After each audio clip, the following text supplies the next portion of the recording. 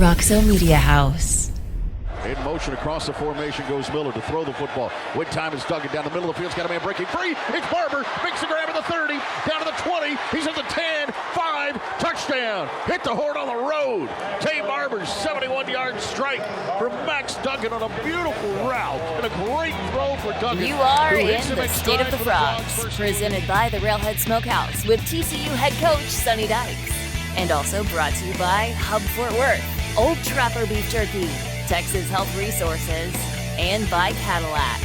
Now with the coach, here is the voice of the Frogs, Brian Estridge. Welcome into this week's edition of State of the Frogs with the head coach Sonny Dykes coming to you live from his office. Horned Frogs coming off the 10-point victory on the road in West Virginia. 41-31 was the final. The head coach, Sonny Dykes, is alongside it.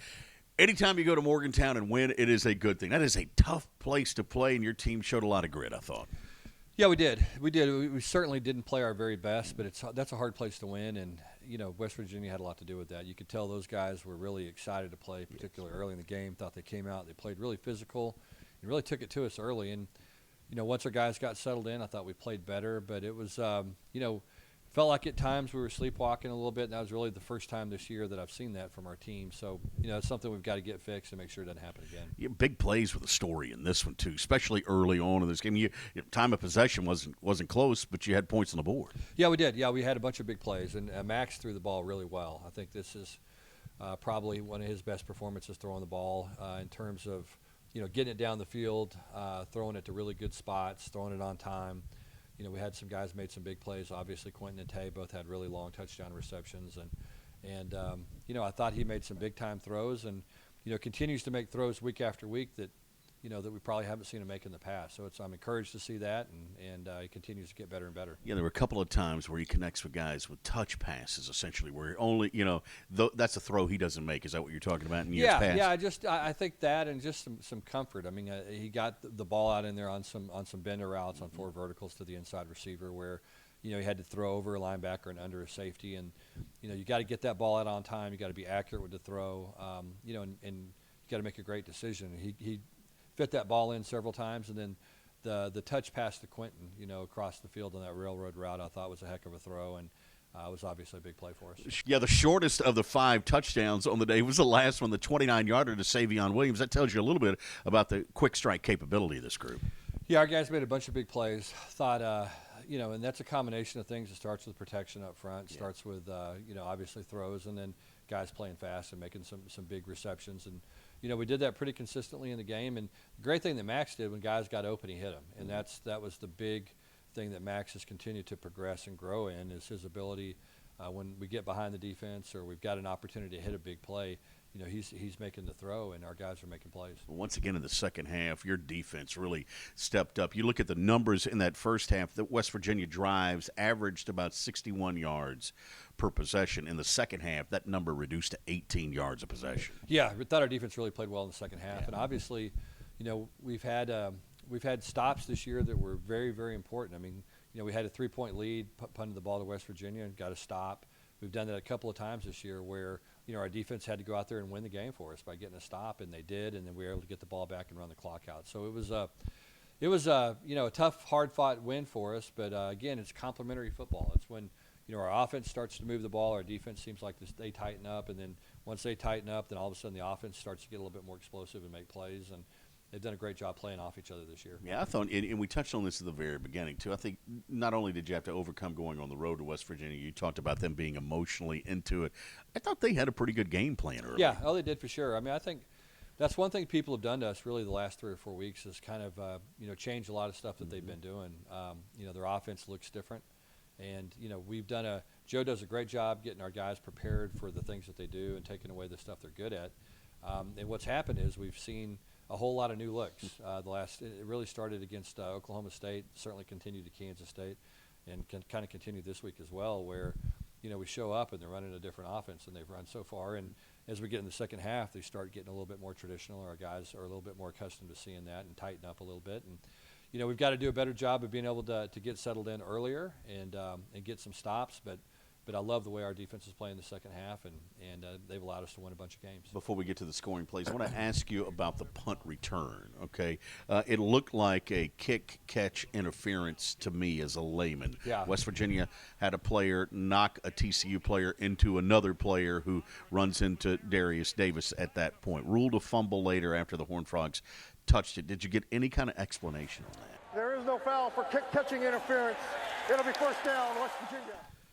Not really. I think they called a penalty initially, Yeah. which I thought was the right call. And Right. going back and looking at it, I think what happened was they saw the guy that got blocked into the returner, but they didn't see the other free man that was really face-to-face with Darius and kept him from being able to field the punt. So, I got the sense that once they saw the replay, they realized they'd made a mistake, and there wasn't much they could do to correct it. Yeah, okay. All right, the Horned Frogs get into this ball game now against West Virginia.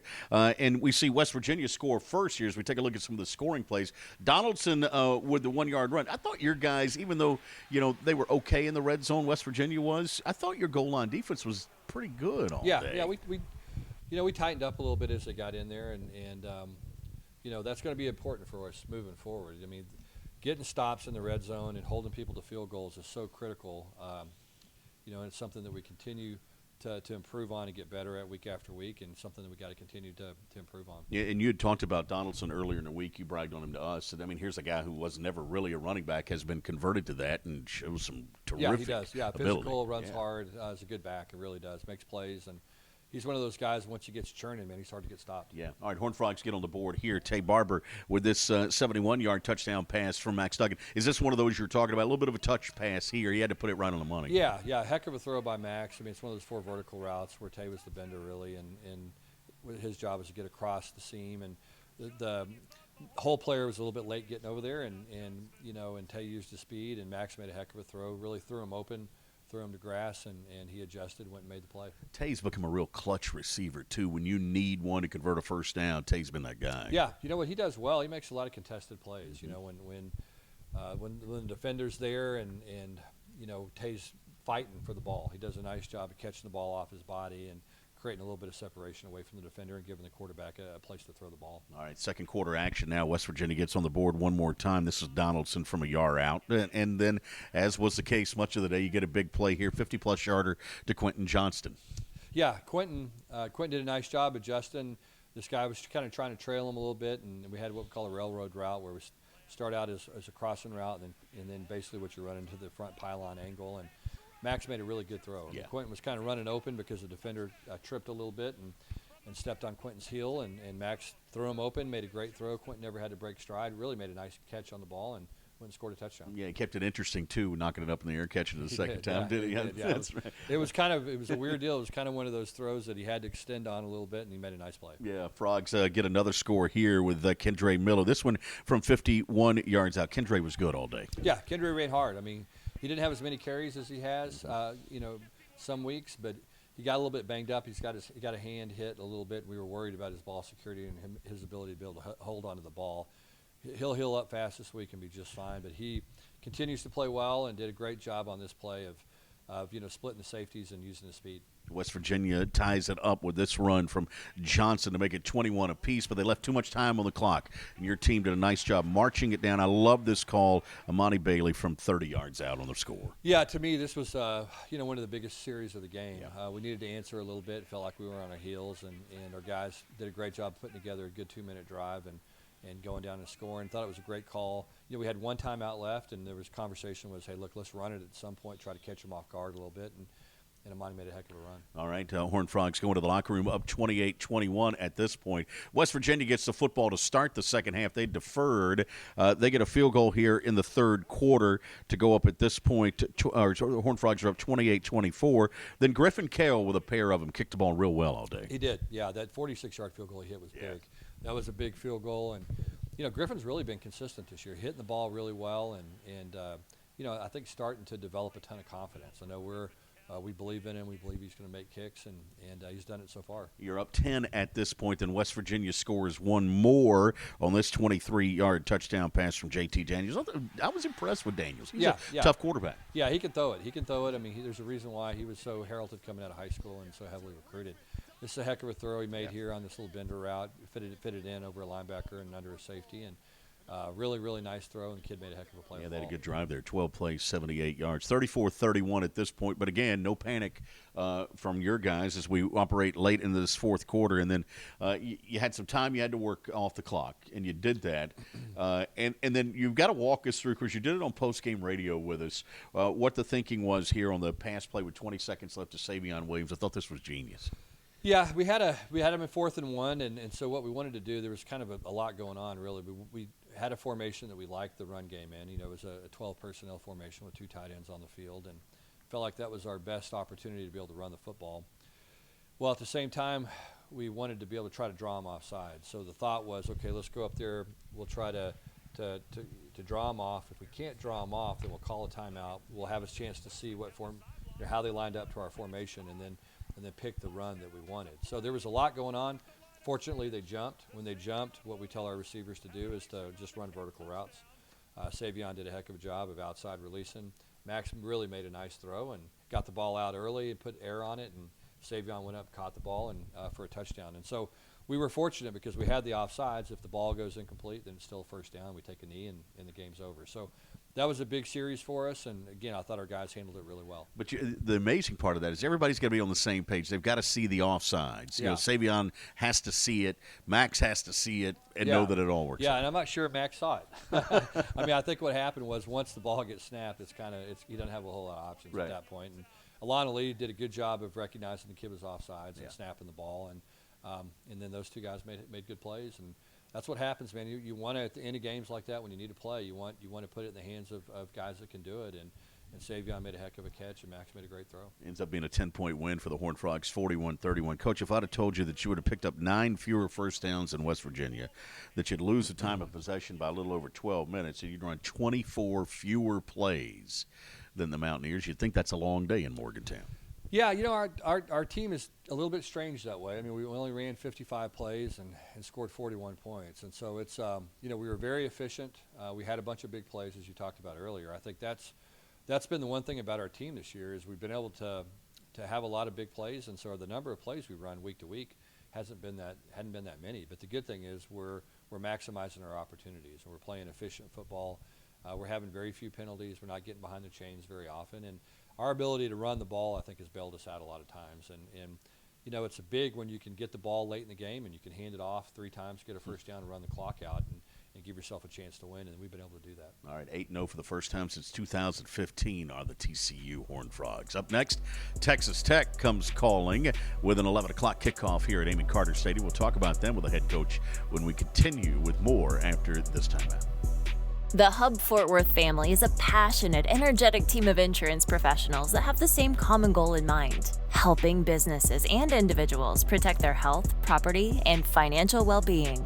Their objective is to maximize the options available to businesses, families, and individuals while helping you make the choices that suit each unique situation and challenge. Their clients look to them for guidance in navigating the cumbersome world of insurance and investments. Their experience and personal relationships combined with their creativity enables them to craft solutions that fit your specific circumstances. Their guiding principle is, don't tell me how much you know, just show me how much you care. Since their founding in 1966, they've enhanced their offerings to include a comprehensive range of services, including employee benefits, property and casualty, and personal lines insurance. Follow them and learn more on their social media pages. You can find them on Instagram, Facebook, and LinkedIn at Hub Fort Worth. Old Trapper Beats. One-upping. I'm a big Old Trapper fan. Not bigger than me. I love Old Trapper. I love how tender it is. Don't forget the wood smoke flavor. What about the clear bag? That shows you exactly what you're getting. Savory beef. Quality ingredients. I'm their biggest fan. I'm their Old Trapper, what's your beef? The official beef jerky of the Big 12. Will you sign my bag and my tattoo? For exclusive interviews and content on TCU recruits, subscribe now at frogstoday.com. Any sport, anytime. It's your source for all things TCU. Only on frogstoday.com. Back we come on State of the Frogs. It's our Old Trapper What's Your Beef question. And for this one, we turned to our man Trey down in Bernie. Here he is, Coach. So I'm Trey Garner from Bernie, Texas. I went to Texas A&M and watched you as your father. I saw him at Texas Tech. What was it like growing up as Spike Dykes' son at Texas Tech? He was such a well-respected coach up at Texas Tech. How was that? Well, kind of fitting with it being Texas Tech week. You grew up as the son of the head coach at Texas Tech. That had to be fun for you. Yeah, it was. It was interesting. You know, it was always something going on. There's always some level of excitement, intrigue, and so it was fun to grow up. I had a chance to be around a bunch of coaches and their kids and the players and everybody. And it really felt like it was kind of one big family, and I think that's one of the things probably that impacted me as much as anything else, just wanting to be around football and wanting to be around that family atmosphere and be a part of that. And so I think that's the reason I got into coaching, was really that exposure that I had and just that, that desire to be around people and to try to, make some kind of impact on them. Well, he's done it so far, folks. 8-0 to start the season is TCU. Coming up next, we'll have our one-play breakdown. Coach Bowden will be by for that. And then Coach will join us a little bit later on as we break down those Texas Tech Red Raiders. State of the Horned Frogs continues after this timeout. Old Trapper Beefs. One-upping. I'm a big Old Trapper fan. Not bigger than me. I love Old Trapper. I love how tender it is. Don't forget the wood smoke flavor. What about the clear bag? That shows you exactly what you're getting. Savory beef. Quality ingredients. I'm their biggest fan. I'm their Old Trapper, what's your beef?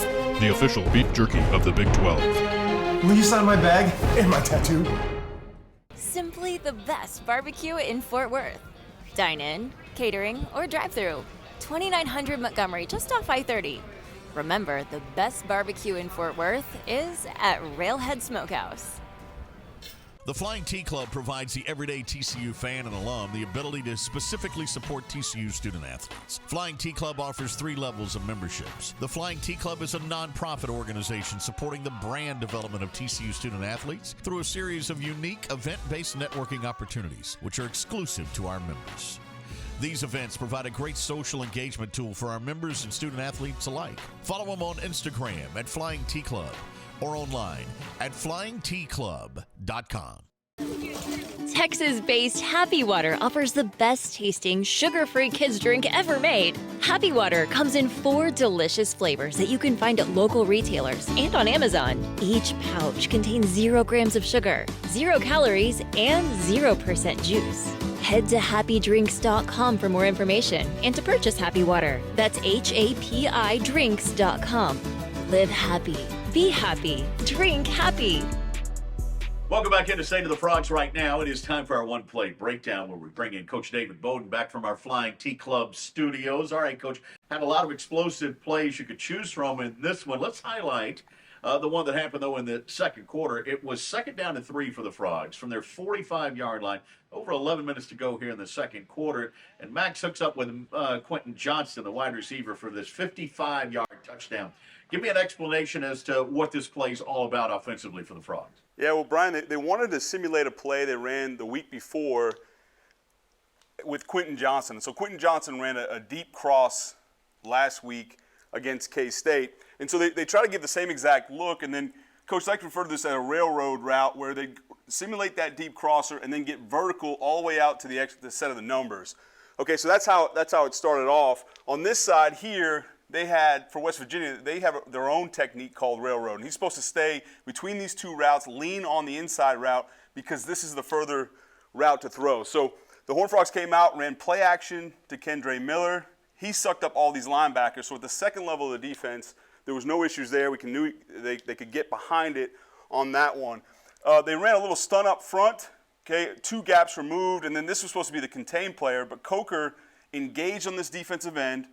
This guy got popped free, and Kendre coming off the play action again, which is really difficult to do, but these running backs have shown the ability to come off play action and help out in pass protection. So did a really nice job giving Max Duggan enough time and hit Quentin Johnson, who made it a little bit more difficult than he needed it to be, but was able to run in for a touchdown, a key one, untouched at this point. Coach, he's wide open. This obviously wasn't West Virginia's finest performance defensively. What were they supposed to be in? What should they have done here? Yeah, so a couple things on defense here to note. And so, first off, this stunt, they actually were supposed to go all the way around here. But again, because of Coker, this defensive tackle was lined up in a 4-eye technique, as we can see here. He took this lane. So they got that taken care of. It was only a 4-man rush. On this side, they were in a cover 2 shell to start, meaning the 2 corners had the flat, and typically these safeties would have a deep half, okay? When they came out in a 3-by-1 nub formation, so 3 receivers to this side, tight end on the back side, attached to the formation, all of a sudden they took Jared Wiley into the flat, so the corner did his job, took the flat on that one. Okay, we've already talked about the verticals to this side, but here, this is really the key position here, this free safety. When he has trips away from him, he's going to key the number 3. Okay, so the third receiver in, if he has vertical, he's supposed to take him anywhere on the field. If it goes underneath, he'd pass it off to the linebackers. So his eyes need to be there, but he really needs to sink for depth. What he does is, you can see him before, kind of starts to work his way over there, cheat to Quentin Johnson, think he's going to cut him off on his route, but it really hurts more than it helps. He goes to collision Quentin Johnson, but ends up getting spun around, trips and falls, and so now you have the corner who got sucked up in the flat already, and now there's nobody on this weak hash. And so while they had the coverage there, they didn't execute. West Virginia combined that with the Horned Frogs, really nice play design, and building off the previous week, ended up resulting in a touchdown and another big play for the Horned Frogs. All right, Coach David Bowden, you can catch him every week dissecting the Frogs. Find that on our YouTube channel, also at frogstoday.com. Coming up next, Coach Dykes is going to rejoin us here from his office. We'll start to look ahead to the Texas Tech Red Raiders on Saturday at 11. We do that. Coach Say to the Frogs continues in a moment.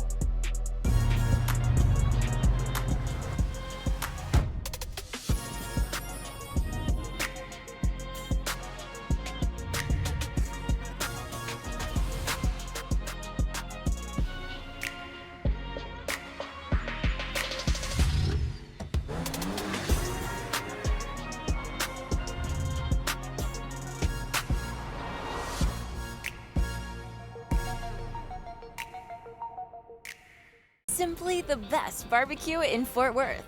Dine in, catering, or drive-through. 2900 Montgomery, just off I-30. Remember, the best barbecue in Fort Worth is at Railhead Smokehouse. Say hello to the water of tomorrow. Richard's Rainwater. Richard's Rainwater is 100% rain, refreshing, renewable, and the only ingredient we use in our water. Why rain? Because everyone deserves access to clean water, and rain is a 100% renewable resource available everywhere. Drink the rain. Save the planet. Shop now at richardsrainwater.com. Old Trapper Beats. One-upping. I'm a big Old Trapper fan.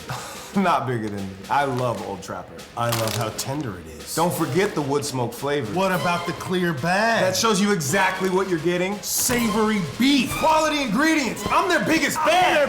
I'm their Old Trapper, what's your beef?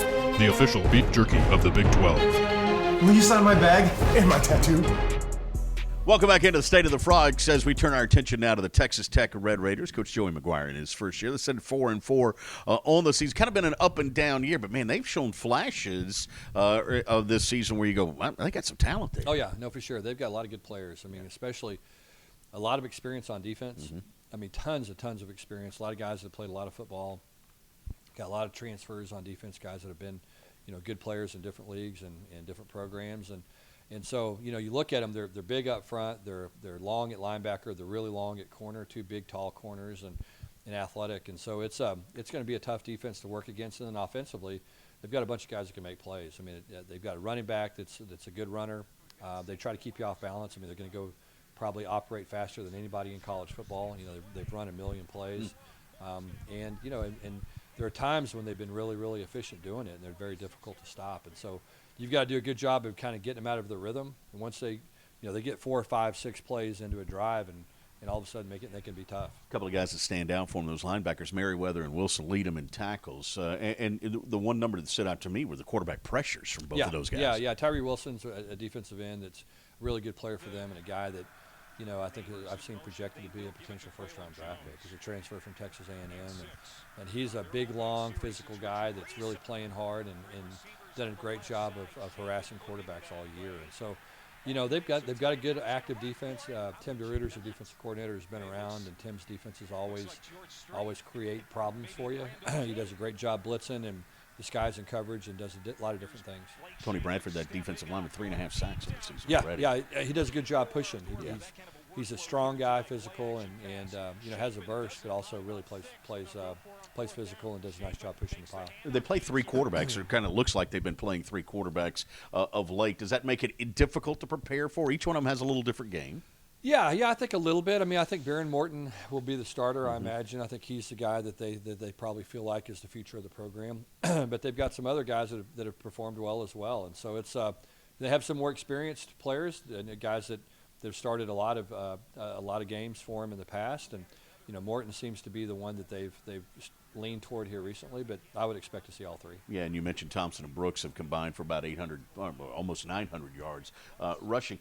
Well, they get everybody involved in the game, too. I think they've got like 12, 14 receivers with 10-plus catches on the year. Yeah, they do. They spread it around a lot. I mean, they're going to play with a big body tight end, and very most of the time he's flexed out. He's not attached very often, but they've got a good host of wide receivers, some guys that can really run, and some bigger, more physical type guys as well. So, really, a lot of different kind of skill players. They're very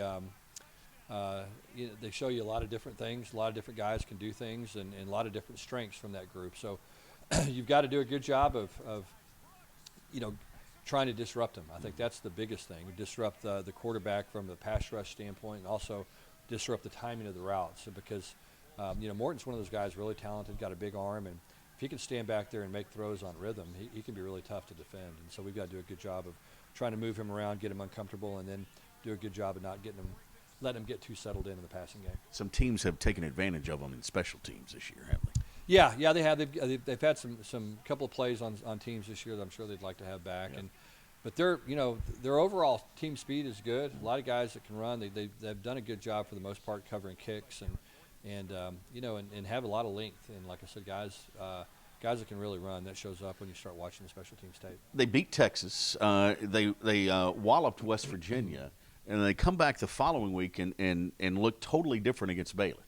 It's kind of hard to figure it. Yeah, I think that's just our league. I think, you look at what happened this past week with Kansas State and Oklahoma State. Right. I don't think anybody saw that coming. And, it's kind of the same thing. I mean, you go watch Baylor against West Virginia, and, you walk away and you go, boy, West Virginia's really good. And then, I don't know how good Baylor is. And then you see Baylor do what they did in Texas Tech. And it's just, our league is so much of it's about matchups, how certain teams match up against other teams well. And I thought Baylor did a really nice job at controlling the game. They kept the ball away from Texas Tech's offense. They ran the ball.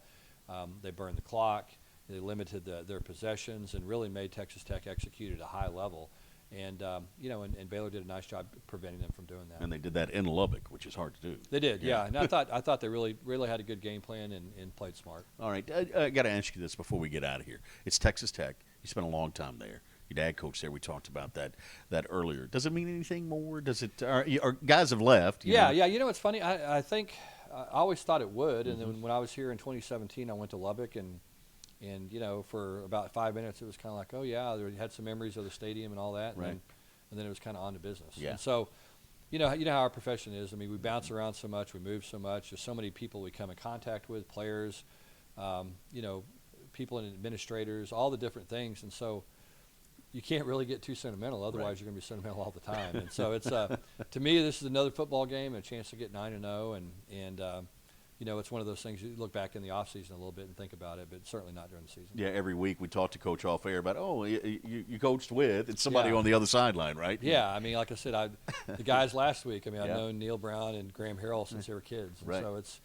You just got a job to do, and you do your job, and you move on, and then you kind of catch up in the offseason. All right, Fox is going to bring their big show here on Saturday for this one. I think that's a little tip of the hat to the program, don't you think? Yeah, certainly. I mean, they if we were 0-9, they wouldn't be here. Right. So it's it is what it is, and I'm glad for our players and our program to to get some recognition, and it never hurts, certainly in recruiting, that type of stuff as well. So it's fun for our fans, and, hopefully we'll have another great crowd. I'm anticipating that, and our home support's just been fantastic this year, and there's nothing like playing at home. It really energizes our players, and our guys have really played well. So we're excited about Saturday and looking forward to it. All right, Coach. Best of luck for that one. All right, thanks so much. All right, there it is. State of the Frogs for this edition with the head coach, Sonny Dykes. His team set to take on Texas Tech, 11 o'clock kick right here at Amon Carter Stadium. Look forward to seeing you out there. For the coach, I'm Brian Estridge. Until next week, have yourself a great day.